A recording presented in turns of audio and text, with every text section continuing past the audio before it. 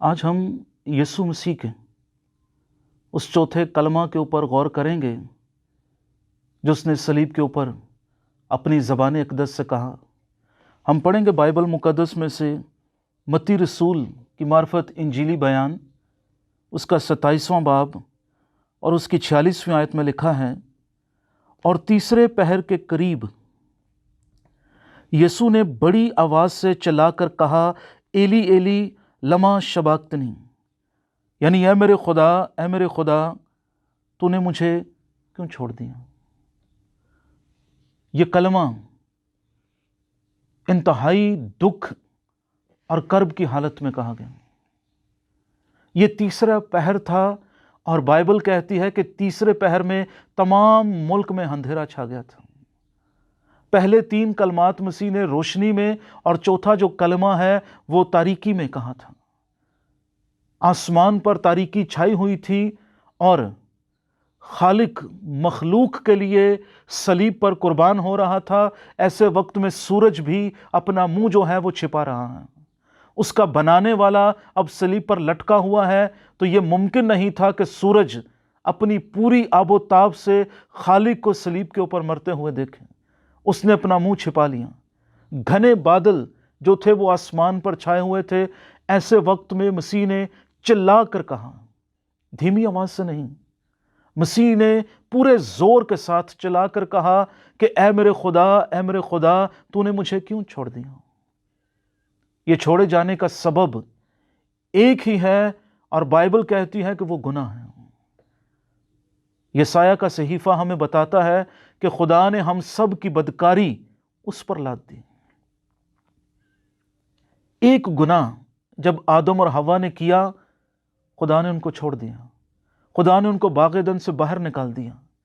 जब बाग़ अदन से आदम और हवा को निकाला गया तो हम ये नहीं पढ़ते, न बाइबल में न तारीख में, कि आदम इस जुदाई के सबब से परेशान हुआ हो, कि आदम निढाल हुआ हो, या उसे इस बात का एहसास हो रहा हो कि खुदा उससे जुदा हो गया है।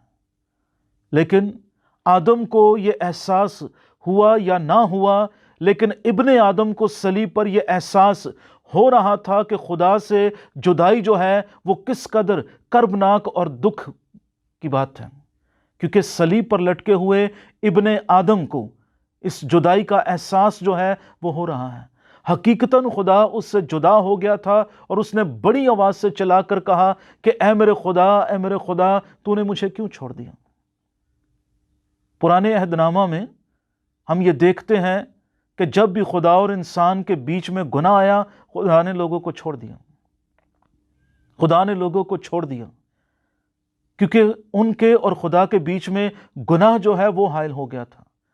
लेकिन यहां पर छोड़ा जाना, मसीह को छोड़ा जाना, ये बिल्कुल फर्क है। उनको खुदा ने पुराने अहदनामा में जब खुदा ने समसून को छोड़ दिया, साउल को छोड़ दिया, ये उनके अपने गुनाहों के सबब से था। लेकिन मसीह को जब खुदा ने यीशु मसीह नासरी को सलीब पर लटके हुए छोड़ा था, तो वो उसके अपने गुनाहों के सबब से नहीं, बल्कि मेरे और आपके गुनाहों के सबब से छोड़ दिया था। और ये इसलिए छोड़ा जाना जरूरी था ताकि हमारा खुदा के साथ दोबारा मिलाप हो जाए, ताकि हमारी खुदा के साथ वो रिफाकत जो है वो बहाल हो जाए। और उस रिफाकत को बहाल करने के लिए इब्ने आदम ने ये जुदाई का दुख जो है वो सहा था। अब अगर कोई यीशु मसीह को कबूल करके खुदा के पास आता है तो खुदा उसके रूबरू आ जाता है, उसे खुदा की कुर्बत हासिल हो जाती है। लेकिन जो कोई मसीह के बगैर आएगा वो खुदा के करीब कभी नहीं जा सकता, क्योंकि गुनाह दरमियान में हायल है। यीशु मसीह ने जुदाई इसलिए सही ताकि हम खुदा के साथ मिल जाएं, हमारा खुदा के साथ मिलाप हो जाए।